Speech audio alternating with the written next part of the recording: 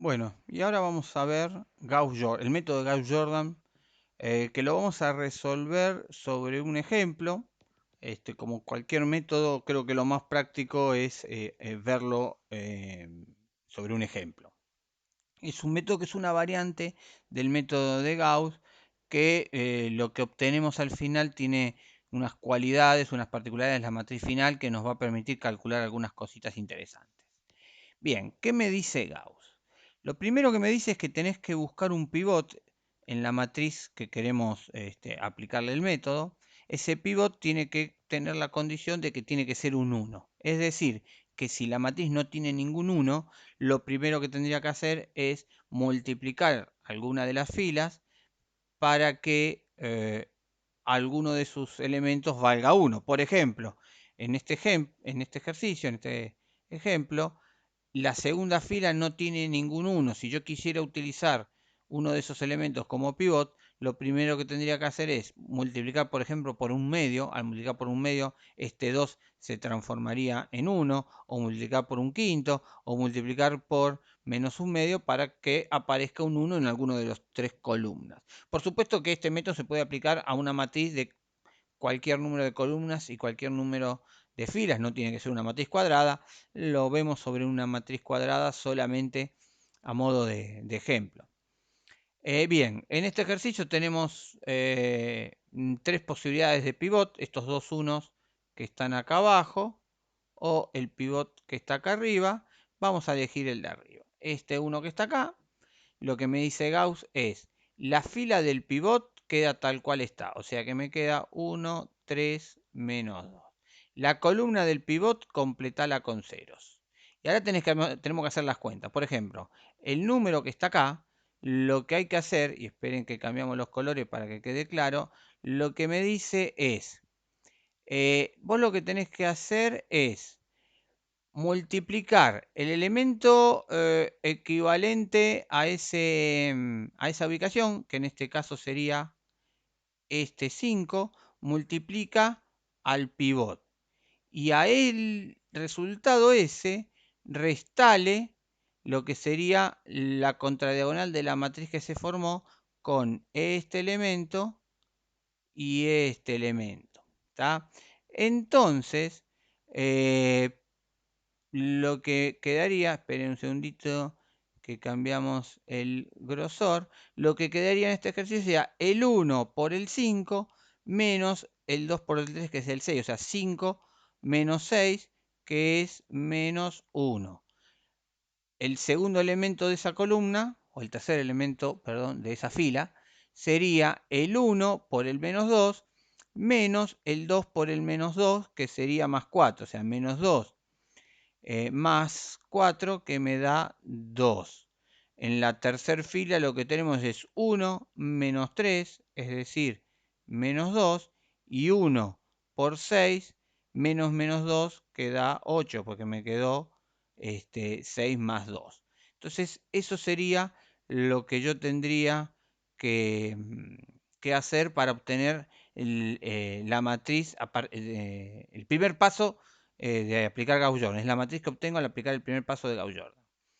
Bien, ahora tendría que elegir un nuevo pivot. El tema es que este nuevo pivot ya no puedo utilizar la fila y columna de mi pivot original. Es decir, que yo no puedo utilizar nada de lo que está en esta fila ni en esta columna.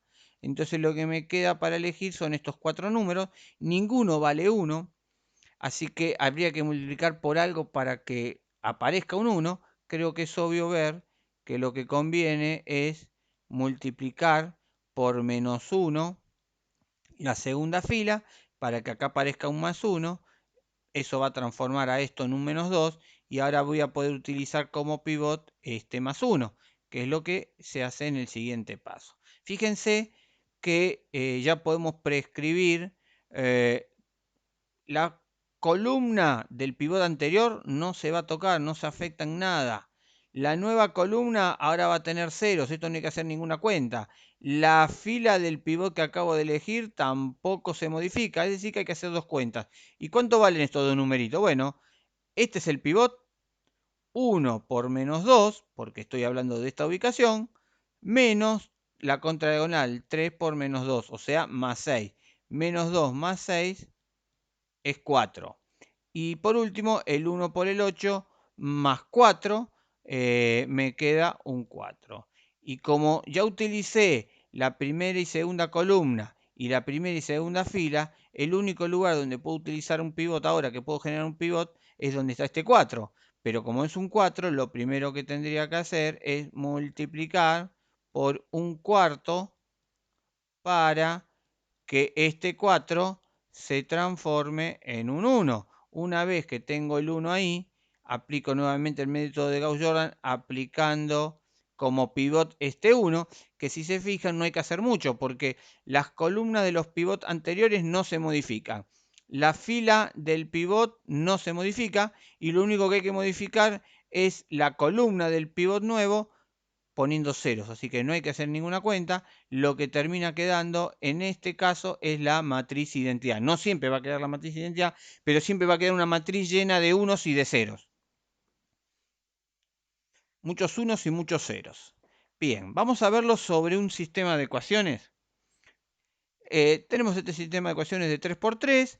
Planteamos el sistema con la matriz A, que es la de los coeficientes. Esto es lo que nosotros llamamos matriz A. Y los términos independientes, que es lo que estamos llamando a partir de la clase anterior, la matriz ampliada. Bien, esta es mi matriz. La idea es aplicar Gauss a esta matriz, Gauss-Jordan. Vamos a tomar como pivot este 1 que está acá. Entonces, si tomo este 1 que está acá como pivot, la fila queda tal cual estaba. La columna queda con los ceritos, la completo con los ceritos. Y haré que calcular los valores que están fuera de la zona roja, de esas columna y fila que marqué en rojo. Entonces, fíjense, el primer elemento sería 1 por 1 menos 2 por 1. O sea, 1 menos 2 es menos 1. 1 menos menos 1 es 2, porque me queda 1 más 1. 6 menos 1 es el 5. Tercer fila. 1 por 3 menos 4 es menos 1. Menos 1 más 2 es 1. 4 menos 2 es 2. Ahora hay que buscar un pivot. Algo que no les remarqué recién es, los pivots siempre hay que elegirlos dentro de lo que es la matriz A. No pueden utilizar los términos independientes como pivot. Entonces fíjense, acá remarqué en negrita, todo esto no puede ser pivot, ¿tá? ¿Por qué? Porque como yo elegí el primer pivot acá, no puedo utilizar ni la primera fila, ni la segunda columna, ni la columna de términos independientes. Entonces, estos 4 números son los que pueden ser pivot. El que voy a usar yo como pivot es este que ya vale 1.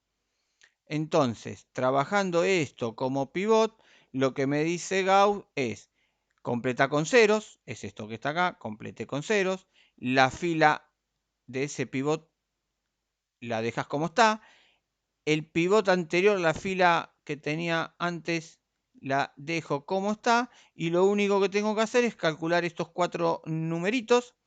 Entonces me va a quedar este 1 por este 2, menos 1. 2 menos 1 es el 1 que está acá. 1 por menos 1 me queda menos 1, más 2 es este 1 que está acá.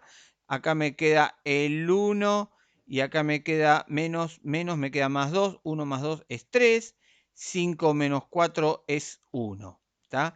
Y lo que está en negrito que me quedó esta matriz no puedo tocarlo, ya están fijos, o sea que mi nuevo pivot, el único lugar que queda es este que está acá. Entonces mi nuevo pivot va a estar ahí, que es lo que hago en el siguiente paso. Tercer paso es el 1, este va a ser el pivot. ¿Qué me dice Gauss? Completa con ceros, o sea que este 0, esta columna va a ser esta que tengo acá. Las columnas de los pivots anteriores no cambian. La fila del pivot no cambia, así que este 1 tampoco cambia. Lo único que pueden cambiar son este 3 y este 2. Fíjense que es 1 por 3 menos 1, me queda 2. Y acá me queda 2, menos menos 1, o sea 2 más 1, que es 3. Dio la casualidad que el 3 y el 2 quedó un 2, un 3. No tiene por qué ser siempre eso, ¿verdad? No es que cambian de lugar los números. Pero me quedó esta matriz que está acá. Y fíjense en algo interesante. Si ahora lo llevamos de vuelta a la forma matricial, ¿tá? Fíjense que lo que me quedó es la matriz 0, 1, 0, 1, 0, 0, 0, 0, 1, que multiplica a la de las incógnitas, que es x, y, z, es igual a la matriz de términos independientes, que es 2, 1, 3. Y acá lo interesante de esto es que, fíjense que me quedó 0 por x más 1 por y más z, es decir, y igual a 2. Y ya tengo el valor de la variable y. Después me va a quedar x más 0y más 0z igual a 1, es decir, que x vale 1. Y por último me queda 0x más 0y más z igual a 3, es decir, z igual a 3. Fíjense cómo obtengo los valores de la solución, el valor de x, y z, rápidamente, sin tener que ir reemplazando los valores en las filas de arriba como hacíamos en Gauss. ¿Tá? También acá para destacar, con lo que estuvimos viendo, es que el rango de mi matriz vale 2 y el rango de mi matriz ampliada también vale 2, porque el número de filas linealmente independientes o de columnas linealmente independientes que tengo, perdón, 2 no, 3. Acá es 3 y acá es 3, me equivoqué. Tenemos 3 filas linealmente independientes o 3 columnas linealmente independientes y cuando lo amplío sigo teniendo 3 columnas linealmente independientes. La tercera columna la puedo armar como combinación lineal de las 3 primeras. Por lo tanto, es un sistema compatible determinado que coincide con lo que me dio. Otra aplicación de este método de Gauss-Jordan es para el cálculo de una matriz inversa. Entonces vamos a calcular la inversa de esta matriz A. Lo que hacemos es lo siguiente. O sea, el método lo que dice es escribir la matriz A y del otro lado la matriz identidad. Aplica a esto Gauss-Jordan de forma que del lado de la matriz A obtengas la matriz identidad. Si logras hacer aparecer la matriz identidad, lo que va a quedar de este lado es la inversa de la matriz A. Entonces, fíjense, lo que tenemos es, queremos calcular la inversa de esta matriz, entonces escribo 1, 3, 3, 1, 4, 3, 1, 3, 4 y del otro lado la matriz identidad. Los pivots los tengo que elegir siempre de este lado. ¿Tá? Los pivots siempre de este lado y lo ideal sería usar siempre el pivote en la diagonal para que me quede la identidad de una, porque si no tengo que andar cambiando las filas y eso puede generar algunos problemitas. Entonces, elijo este 1 como pivot. Si elijo este 1 como pivot, lo que me va a quedar es ceros en la columna, la fila tal cual está, y fíjense que, por ejemplo, acá me queda 1 por 4 menos, acá, ¿verdad? Hago el 1 por el 4 menos el 1 por el 3, es este 1 que está acá, que va a ser el siguiente pivot. Y así todos los números, 1 por 3, menos 1 por 3 me queda 0, acá me va a quedar este 1 por este 0, menos este 1 por este 1, me queda el menos 1 de este lado. Bueno, dejo para que practiquen y calculen todos los valores. Me va a quedar este par de matrices, donde ahora utilizo este 1 como pivot. Cuando utilice este 1 como pivot, si hacen las cuentas, les va a quedar esta matriz nueva. Recuerden que al utilizar esto como pivot, ahora me va a aparecer los dos ceros acá. Voy a tener entonces dos ceros acá, dos ceros acá, y lo único que voy a poder utilizar como nuevo pivot es el de la tercera columna, tercera fila. Cuando aplico pivot, el método de Gauss-Jordan con este pivot, lo que termino obteniendo es esto que está acá. De este lado van a obtener la matriz identidad. Si de este lado obtuvieron la matriz identidad, de este lado obtienen la inversa de la matriz. Entonces, recuerden que yo tengo dos alternativas. Matriz A, matriz identidad, resuelvo y cuando llego acá abajo obtengo la matriz identidad. Si acá obtengo la matriz identidad, acá obtengo la inversa. Ahora, si yo cuando resuelvo esto, acá tengo la matriz A y acá obtengo la matriz identidad, vengo resolviendo, cuando llego acá abajo, no encuentro la matriz identidad, no puedo obtener la matriz identidad, significa que no existe la inversa de A. Básicamente es eso. Por ejemplo, si acá en vez de un 1 me aparece un 0, significa que esto ya no es la matriz identidad, por lo tanto esto no sería la matriz inversa. Entonces, para verificación de esto, lo que pueden hacer es, ¿se acuerdan la definición de matriz inversa? La matriz original por la matriz inversa que acabamos de calcular me tiene que dar la matriz identidad. Lo hago en un sentido, lo hago en el otro sentido, porque esto es la inversa por la matriz A me da la identidad, o la matriz A por la matriz inversa me da también la identidad.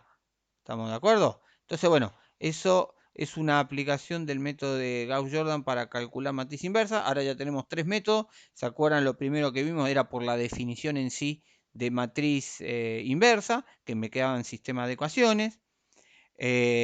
Luego vimos el método de adjunta sobre el determinante, le calculábamos la adjunta a la matriz y a esa matriz adjunta la dividíamos por el determinante y obteníamos la matriz inversa.